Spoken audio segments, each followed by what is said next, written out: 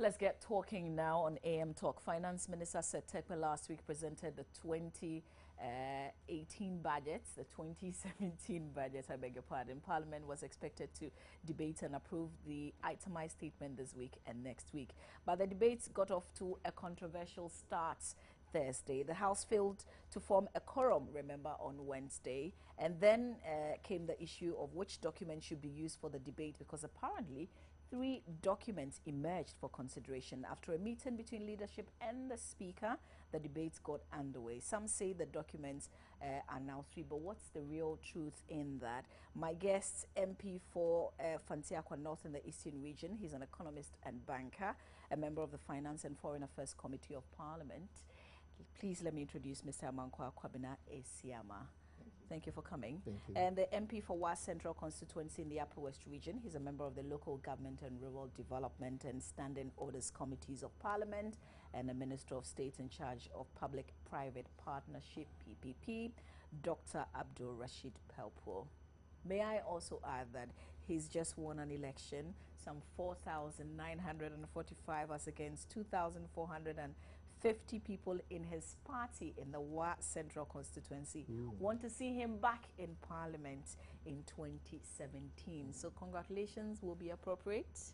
Thank you. I think you deserve the win, by the way. Thank you. Of course, of course. Okay, so Honorable Esiama, how do you interpret what has happened in Parliament over the last 3 days with regards to the debates on the budgets?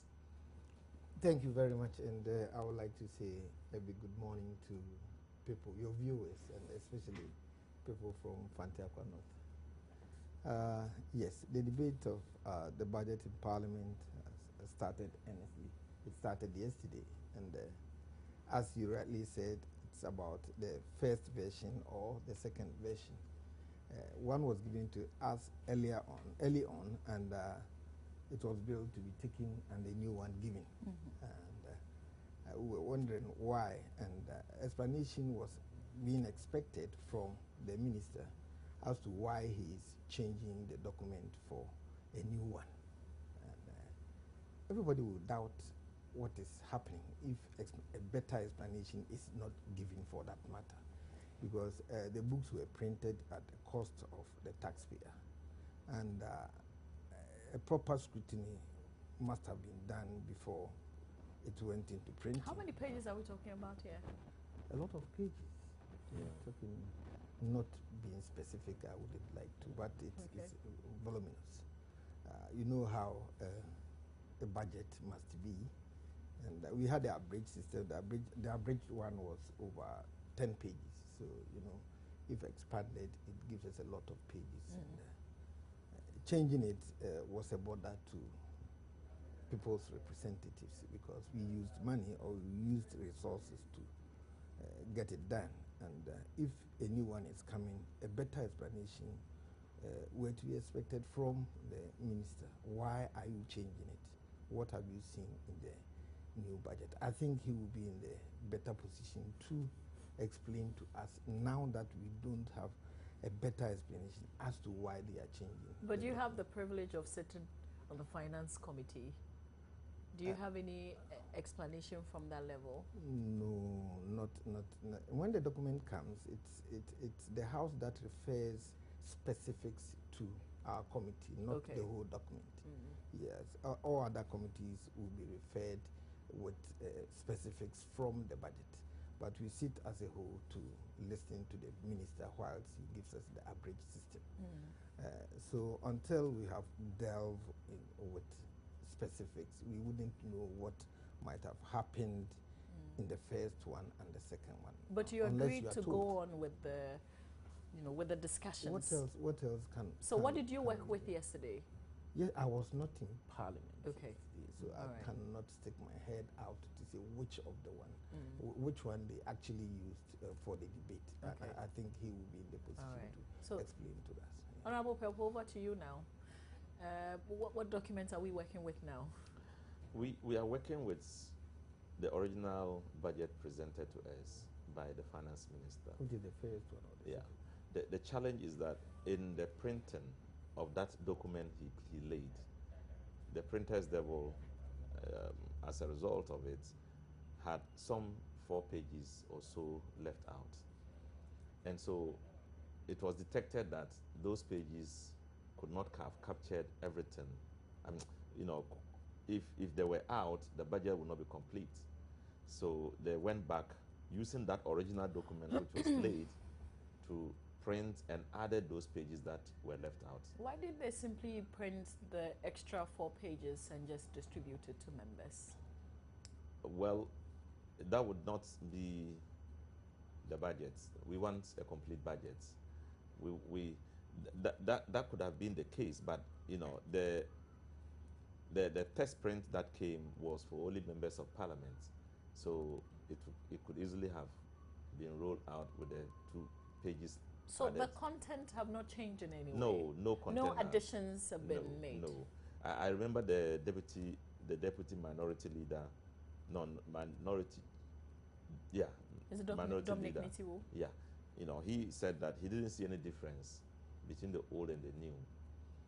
But it's because all the pages he was looking at are the same, except that those pages that were left out were the ones that were added. So if your attention was not drawn to it, it wasn't possible for you to know. Otherwise, it's the same document. It's just that the original document which was laid was not printed properly. And so a new one was printed. It's the same document. There are no 2 budgets. But So without the 4 pages, it wouldn't have. It wouldn't have been complete, yeah. An actual budget for that matter. Yes. So the minority's initial issue was the fact that the cost of printing. Cost of That's the problem? Not that only. Cost of printing, and until it was explained, if you are coming to change the document, then you have to represent the budget. No. No, listen. If we didn't know why they were changing it until it was explained, so we were contemplating that, no, then if you are coming to change the document, then it means you are changing the budget. Then it is not the budget you read to us. So come back again and represent it. Then later on they said there were only 4 pages that were left out, and therefore they would like to insert but not printing it separately as he explained. Therefore, it merits any document to be printed outright. Other than that, it wouldn't be complete. But why do you need 2 weeks to debate the budgets? Oh, but let me explain something before I go on to that. I said that the original document that was presented is the one that was sent for printing, and then pages were left out. So what was laid is what is there now. I mean, it's what is now printed out now. With the inclusion of the 4 pages. When what was presented was inclusive of the 4 pages, but when the printing was to be done, they left them out. So we actually laid the original document, which is still the budget now, which also includes the 4 pages. Is there a way to cross-check, not to doubt? Yeah, I think that's something that we should be asking the finance ministry, why they overlooked, those things. But the question you asked is why we need 2 weeks to debate. This is the people's budgets. I mean, this is the budget representing expenditures and incomes of the government in a whole year. It's a financial statement of the government.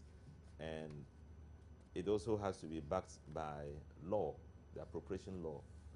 And in order for us to be able to pass it and vote to have it passed as a law, we need to debate it. And in order to give it a full dimensional debate from the 2 sides of the divide, we need to have time to scrutinize it, to understand it, and to okay it. And remember, Parliament provides the oversight responsibility for all government activities, expenditures, incomes, including any other issues that borders on governance. So if a budget is presented, it's only logical that on behalf of the people, we look at it and say it's either okay or not. But you're going to okay it anyway. Normally, but with queries, and sometimes which are taken on by the minister, and in the midterm budget, they are taking, if there are some corrections to be made or some more money to be allocated, then they are allocated in the midterm. So debating it for 2 weeks is important. It helps us to understand the budget. It also helps us to give confidence to the people that these are their people, and we have looked at it on their behalf, and we think that it represents a true reflection of government's desire to develop the nation within the space of time as defined by the budgets. Honorable Isiama, your take on the 2 weeks? Yes, 2 weeks I think is enough time to have the budget debated. It's the document presented to Parliament by the President through the Minister of Finance, and it's going to take care of our people for 1 year, calendar year, and therefore a proper scrutiny must be done by both sides of the House and ascertain the fact that has been brought before us, that it can really stand up to the test. However, the document sometimes is something that one would say, do we stick to the budget? With reference to other budgets that this government brought to the House, we shudder to say, is this document going to be adhered to? What are your expectations? You seem to doubt. Oh, with reference to other budgets presented to the House, I would say that somewhere along the line, not everything that is in the budget. By all the governments, by the way. Yes, but particularly this government has found it very difficult to adhere to dictates of its own budget, which no doubt will stick my head out to defend, because there are several indications in the budget of the previous year that were not even touched at all. Monies that were allocated to ministries nowhere were met, and other projects that were earmarked to have been done this year have all not been done. Others which, though were not in the budget, have rather been taken care of. That's why we are saying that the indiscipline in the administration of our economy is far too many, and that is why I'm saying that sticking to the budget is another problem altogether. But as it is, we have to scrutinize it very well and make sure that we put it to them, or we say to the government that these are hitches, or you should have done this, you should have brought this. It would have been better if this has been done, and things like that. So we advise the government to be on its toes. But they don't take your advice. Oh yes, we will have our say, but they will have their way. You see, they will have their way. But going forward, because it sounds, and I think that I even become a bit frustrated when, even at the committee level, you see members do a fantastic job because they go into all the issues, they make recommendations, and in the end, the House would vote, on majority minority side, and then we'll see all the objections on all the queries raised not go anywhere. Yes, sometimes it's very sad when you are in the opposition because majority carries the vote. The Ablin paradox is that the consensus will always have their way with the consensus, and if it happens like that, then sometimes real matters are not taken care of because they use the whip system and use their majority to get their way through. We point it out to do, but they don't. How do we change this? Our present constitution doesn't make it easy to change it. Once if it must be changed, then it must be changed in the philosophy of the individual, right? Despite the fact that I'm in MPP and he is NDC, when something is going wrong and I know and convinced that it is wrong, I shouldn't follow my party. And it's difficult to come by people who have that mental ability currently. So when they say it is good, you will say it is bad, and they will make sure that they take it along, because good or bad, they are in the majority. It has happened in Parliament on several occasions. Look at the SCX, for instance. The XCS, for instance. We told them that it's a bad deal and that it can never go through. But they said no, it will go through. We will do it. It will happen. The money will come. What did we see? It never came. You see, and several other instances that we have prompted them that it wouldn't go well with us, but they go through, and when they hit the rock, they don't even apologize, but they carry on. It's very sad. So, but what can we do? now that, all the hurdles seem to have been, put in its proper places, we're seeing the debates going on, so you're continuing today in the House.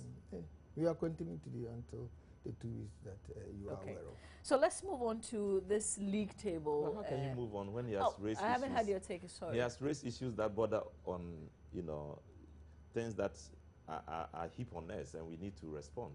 For example, he says that there are issues, there are debates, and they bring up issues. You ask him how can that be resolved. He gave his side of it. I haven't responded. Apologies for that. But the truth is that is the democracy we are all about. Democracy is about majority rule. And when the majority rules, it doesn't mean the majority has the final say. The opposition is given, or the minority is given, the opportunity to air their views. And their views are carried by the public too. If the public thinks that what they are saying is right, then it flows into the public, and that directly influences government decision and government policy. But it doesn't mean that every single opposition that is raised on the floor of Parliament should directly influence government policy in a negative direction or in a different direction. Sometimes it is self-serving. They try to raise the objections so they can be seen to be performing their role. It doesn't mean that it is always right. So he mentioned STX, for example. I still think that STX was a good deal, except that the STX boardroom could not be predicted. It is the boardroom wrangling that caused the pain we are going through. We predicted that. It was a that was never predicted. So plus that, doesn't it make it a bad deal today? No, the deal to we lost money. We lost over 20 million Ghanaians. $20 million. The deal to construct 200,000 houses was not a bad deal. The idea to get them a sovereign guarantee to borrow loan, go for a loan to do the construction is not a bad deal. The idea that we needed to offtake 90,000 houses for government officials and state officials is not a bad thing. The challenge we have is that STX as a conglomerate could not work, and that was never predicted. It was never an issue at all. The issue was about... It was. Never. It wasn't an issue. It was. In fact, it was never an issue. So I was there. I was the minority leader then. And the issues that were raised were about the substance of the matter. They were against the fact that we were going to take $1.5 billion as a loan. It's too much. They had never seen such a thing. The fact that they were going to pay insurance to it was too much. They couldn't appreciate it, and the fact that STX they had never seen STX before, it was another issue. But that was even a minor issue. So we still can go in for, I wish we still can go in for such a facility. From that same people? No, not from that same people, because they can't put their axes together. Yes, because they don't have the money. They will pretend that it's a boardroom wrangling. I think that you should understand that. So you're saying it's not about them getting the money. It's not about, the money is not supposed to come from them. It is a guarantee giving them the money to go and raise money. They couldn't raise the money. Yeah, so you wish we could re-enter into a similar deal?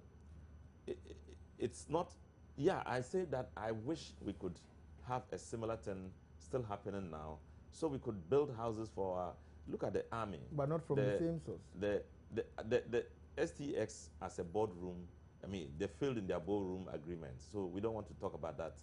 But the deal, the substance of the deal, is a very good one, and I still hope that we can build houses for our people, the army, the police, the civil, the fire service, the prisons. I mean, look at them, look at the places they live in.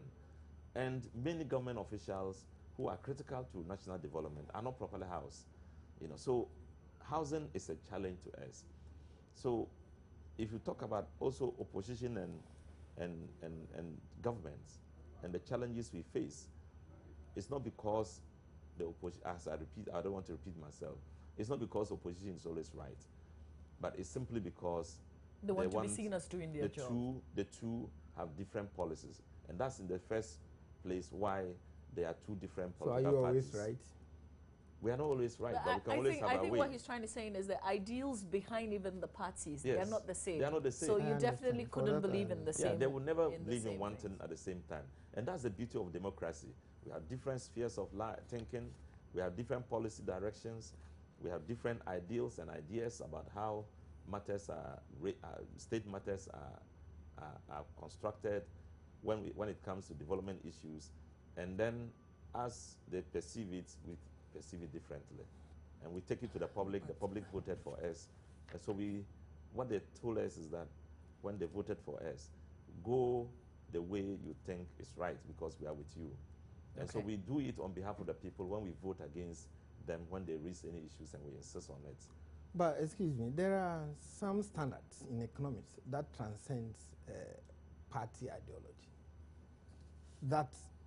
So I wouldn't agree with him that we have a different ideology and they have. So we can't advise them for that matter on every project or on every policy that they bring out. Some standards are. But he says you're not always politics. right too. The fact that you raise objections doesn't mean that you're right. I understand, but he bringing in that because they have a different ideology and we have ours. It is incumbent upon them to chart their ideology. But in modern terms, economics transcends ideology. Okay. Yes. So we can move on now? Yeah. All right. So the league table, I don't know how worried you are about the districts in the constituencies where you are, but I have a conversation with a deputy local government minister, and I'm happy that you sit on the local government committee, and you are also the Minister of State in charge of PPP. One of the ways he thinks that the district could raise monies, the district assemblies could raise monies, was to seriously get involved with PPP initiatives. But I had an issue because I was thinking PPP would also bind us to certain things. I don't know how it works. So now that you're here, kindly explain, how does it work? How can the district assemblies, bring in people, in order to raise funds? What are the conditions? First of all, PPP means that you want to bring in the private sector to participate in public sector projects. And so there's an agreement or a contractual agreement between a public entity and a private entity to do a public service project or a public project. For example, to construct a road, which presently the public sector cannot raise money to construct. And if the road is a viable road, the private sector will come in to do the construction, hoping that it will amortize the cost. It will pay for itself. So in PPP, the arrangement is that the government or the the public sector will want money from the private sector. The private sector is willing to put in money there, believing that in the end, they will gain out of the investment they are making. They are bringing their money, they are bringing their experience, they are bringing their efficiency in order to bear on the project, to complete it long before it can be done by the public sector. If you have to construct a harbor, and it will take you 20 years to construct, you can get a private sector entity that is willing to come and construct the harbor and run it for that 20 years, make its money by collecting tariffs, and then in the end, they hand over the harbor back to you. So you will get it 20 years before the time and possess it fully 20 years after the private sector has made its money. It's scary with sometimes some of the examples already in existence. Yeah. We look at a deal not too long ago, even Parliament, frowned upon it. You look at a deal like the one that DVLA had, for instance, and so you look at that and you're thinking, should we be involved in some of these private partnerships? Should we continue? Do we benefit in the long run? Sometimes if if it's not properly supervised, some of the people doing the deal do wrong deals at the expense of the state. It's a very cumbersome process, but if you curtail the process, it's easy to do it in favor of the private sector person who will gain and make super profits at the expense of the people and at the expense of government. Sometimes it simply is management. You just cede it to the management, cede the management to the private sector on PPP basis to manage, so you share the profits. Sometimes it is about the construction. Sometimes it's about the design, to design it, feasibility, do the feasibility, and then do the construction and hand it over. And there are various forms of it. So the summary of it is that in PPP, there is an agreement between an assembly, for example, that needs to construct and assemble a community center. And the community center cannot be constructed by the assembly now, but they need money to do it. They will get a private sector person who will be willing to come and put their money in the project, but it will be in the possession of the private sector person until they can make their money and hand it over. So that agreement, which exists between that public entity and the private entity, is a PPP arrangement. It has to be, it has to be bound by a legal frame, which will be defined by the two, and within the national context. Would you say it's the way to go for the assemblies? I think so. I think assemblies, if properly guided, can do PPPs and get most of the things they need. But it's underlined, if properly guided. If they do it on their own, they are cheated by the private sector, and they give out their earnings for years for a project that is not worth the earnings. So it's important that they are guided properly. It's also important that they know which projects will go into PPP. And what the assemblies do is strictly, sometimes not PPP. They would give a project to somebody to construct, and they will commit their assembly common fund for like 3-4 years, a certain percentage, chunk of it, which goes to affect their development projects. And they keep paying to the person.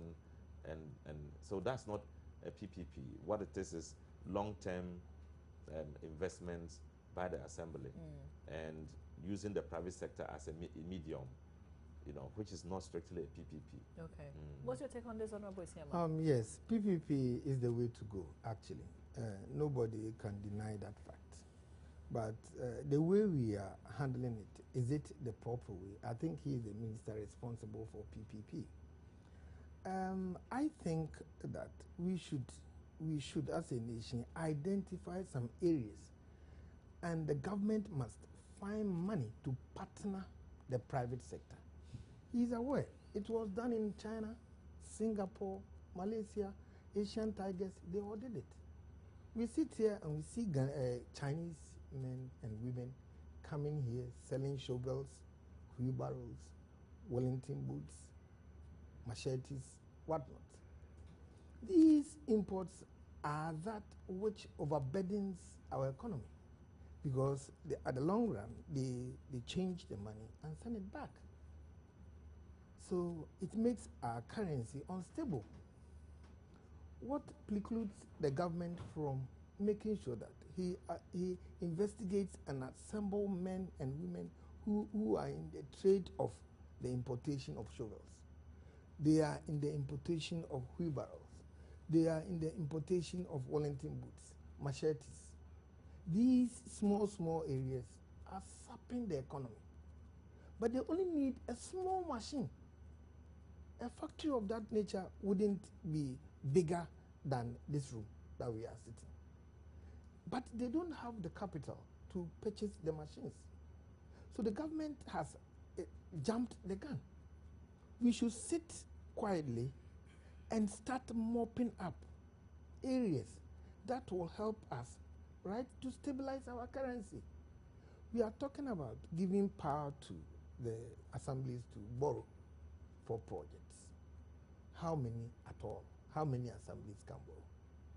The common fund that my minister is talking about is in arrears of almost 1 year now. So if assemblies had borrowed, right, Can you imagine the interest rate that But they will that's be what paying? they keep doing, actually. That's what some of them keep borrowing against the monies that they are expecting. It is the most dangerous thing to do. If you borrow against that, you end up paying over 70%, right, of what comes into your assembly as capital and interest. It is not good for us. And look at the depreciation of the cedi as well, right? And government doesn't take into consideration real value, right? That because of inflation, inflation is not indexed to government payments. So once they say it is 70,000 Ghana cedis now, when it's even 2 years, then they will still give you the 70,000, not thinking about the lost value. You see, so if you commit assemblies to such an enterprise, very soon they will sell Ghana out. I'm telling you. But the some few ones like Accra, Kumasi, Takoradi, the cities, yes, they can do that because they have a lot of revenue coming in, and internally generated funds can be used to handle those loans, and even that government guarantees. Anyway, let me just say that everything he has said has nothing to do with PPP. It has to do with government relation with the private sector, in terms of private sector investment, in terms of government control of its revenue, and et cetera, et cetera. But when we are talking about PPP, it's a different matter altogether. It will not overburden the Assembly's fund. And I'm saying that once where the Assembly's commit its resources against a project, it's not PPP. But how about the suggestion that instead of ask the private person to solely bring in the money to do that, we also, bring a bit of the money, they bring a bit of the money? Yeah, that's also one bit of it, one part of it. That is what I if said. The Assembly will bring in land, for example, they necessarily don't have to bring in cash. They will say, okay, we are bringing you land, we are bringing you machinery, do the rest of it, and then we agree on how you are going to make your money and go. That is why we are where we are, because then how will people go to the villages and invest? That's why PPP is a good arrangement. It is indeed, where you will not be compelled. In fact, one of the moving factors for PPP is because government budget is becoming smaller, and government's ability to fund its own projects, because of the expanding nature of the economy, is dwindling. So there's a need for us to look elsewhere and get a private sector involvement. So it will now no longer be a reason for you to go back to your own common fund and say you want money to partner the private sector. I think this is a subterfuge, really, because government has borrowed so much that now it's even afraid or feels ashamed to continue to borrow at the rate that it has been borrowing. So it's shedding off its borrowing mechanism, yes, to the assemblies, because considering projects vis-a-vis the amount of monies that this government has borrowed, we shouldn't be talking about small projects as you say. No. For a period of 7 years, no country in this world of our population has borrowed more than $30 billion US. And here we are. We don't have a complete one-mile railway line. We don't have a new airport. When you're blaming all that on the government? Vis-a-vis the monies they have borrowed. There is unemployment everywhere. The youth are crying. I don't know what did we borrow monies for? I don't know how he arrives at his figures and what's... No. It's from the Bank of Ghana. He's saying we borrowed 97 according to the budget, 97 billion Ghana cedis. No, you see, we have an accumulated debt profile. Take that out. Yes. Independence till Kufuor left the scene, it was 9 million.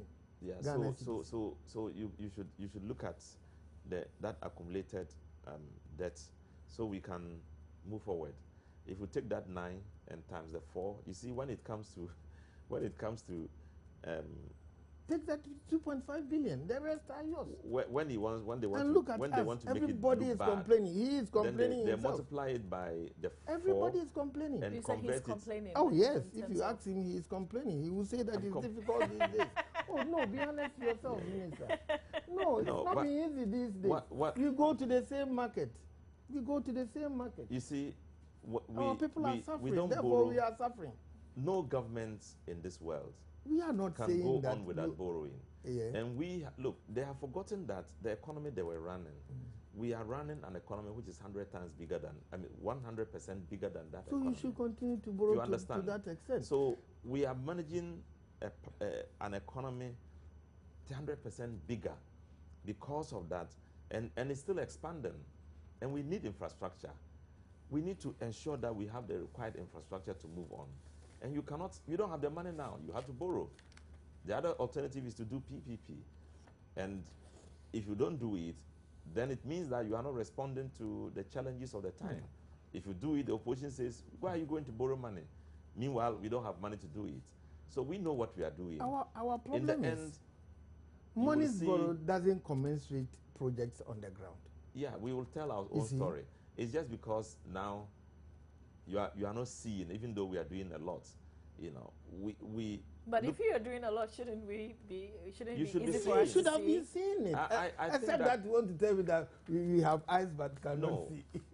all the major. You see, we have this government in the last 7 years. In fact, combined with Atta Mills's administration, has done more than any other government within the space of Because time. money Okay. In that terms had of come to in you terms of infrastructure, has never come to any other in government. terms of infrastructure, Yes. Okay. and when we say The- it, Cocoa revenue, That's all what our I'm resources, saying. revenue of our resources have shot up, skyrocketed.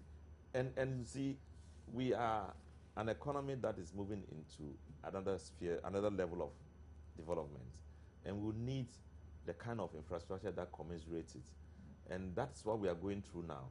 We are doing it vis-a-vis an economy that needs to also grow with a sustainable. Okay. We have to wrap up on this one. Just one more thing before you go. Are you expecting some kind of apology from the president because of the comments that he made? Essentially saying that if you're asking what all those monies that In they your own borrow are used estimation, for. do we deserve it? In your own estimation. I'm asking Oh, you yes, because for- yesterday we heard from some a quarters whole, that a some of whole, you a expected whole him. president to bring such a brickbat, right? It behoves on him if he deems it fit Okay. to apologize on behalf of the people of Ghana to us, because we have never been seen sleeping. We have been keeping the government on its toes. But what he said, if you want to take away the lighter side, I mean, if you see the documents that you vet, and then you come back and ask questions as to what they use the monies for. Thank you, madam. Not all monies the government borrows come through the finance committee and, for that matter, the House. Right? Government, Bank of Ghana is doing a lot of borrowing domestically. It doesn't pass through Parliament. So when So you how can ask the we- questions, those are some of the things. Yes, how can Okay. we supervise all that? Sure. So he had it all wrong. He has been a minister before. He has been in the minority before. Was he sleeping then? We don't sleep in Parliament. I'm Honorable sorry. Pelpo, if the president We does went- not we apologize, disrespected Actually, it that. doesn't need to would the apologize. ministers of state do that on his behalf? The president doesn't need to apologize at all. In fact, what he said is taken too literally. That's what the problem is. If you are They criticizing, only understand how and telling- their leaders speak. if you take Is he? if you take what the president said, it's what we were trying to explain. If you have a minority or parliament complaining all the time, or complaining that you have borrowed too much and we don't know what the borrowing is used for. Meanwhile, borrowing cannot be done by the president or his cabinet alone. It has to come through Parliament, and Parliament's approval is critical. Not all monies borrowed come through Parliament. You were not As talking I was about all saying. monies. Even here, you didn't talk about all monies. You talk about government borrowing, blanket. But he, And but I'm he saying- did say that, to be fair to him, he did say that the Bank of Ghana does some borrowing. I'm saying and that Over things no, don't 40% come no, from no, of it. money is no. Let borrowed. me explain something. It's when he was put in the on the spot that he tried to find a way out. No, but that I'm is saying the is that reality. Please, I'm let's saying just that let him. if we provide oversight and we give approvals to loans, and we are the first to complain about loans, the logical thing for anybody was to say is that, but you are part of it. You are the ones who approve it. How come you don't see? Now you are complaining and blaming me. Because I bring it to you, you get it. The simple thing is that he uses the word sleep. Now, when they also try to explain why he shouldn't have said where they were sleeping on the job, they use the explanation that, oh, Bank of Ghana also borrow locally or domestically. But it's a fact. It is a fact, but so that's these not were fair comments by the They president. were not complaining about the local government local borrowing. It is part They of were complaining borrowed. about. They were complaining about external borrowing so much, No. etc. So these were fair comments. So money is borrowed. It is and fair what do we use comments that money for us to be told that we are part of it, Okay. and that we should have known. All right. excuse You know, the word We sleep, have to the wrap word up sleep on this. I will add. it's I interpreted would like literally. to add something here. It has We to be live very in a quickly. country where we pay interest on loans over 2 billion, about 5 times more than the revenue that our oil brings in, and we aren't sad for that. And look at what we see. People are complaining, no jobs everywhere. I see when they were Everybody there, is there were complaining. there So was the full infrastructure, employment. listen, infrastructure should have been seen by many, and therefore people will not be complaining, right? But what do we see? Everybody is complaining because if you are building infrastructure, you by all means employ people. It will reduce, therefore, the unemployment rate. Is that what we are seeing? Well, more questions. Construction- We'll have you back Look, and if then you look at the continue. budget, But we have to construction wrap up alone on is this. growing at the rate of 30%. Water and sewage construction is growing at the rate of 15%. They are all creating jobs for people. All right. They are Thank not you. seeing. It's Thank in the you. budget. We have to make way. Airtel brings us because entertainment. of the capital formation, it is the bedrock on which all other developments spring, and it is infrastructure. Our capital formation in percentage terms is going down. And therefore, how can we say that? And look at our GDP. If it were to be doing anything, GDP is tapering. Wait, I have to say Everything thank is you, not gentlemen, not. for your No, time. everything Thank you is so not. much. GDP was Stay with us. We'll estimated bring you at 3.5. entertainment. Everything is Now not it's diving. growing at 4.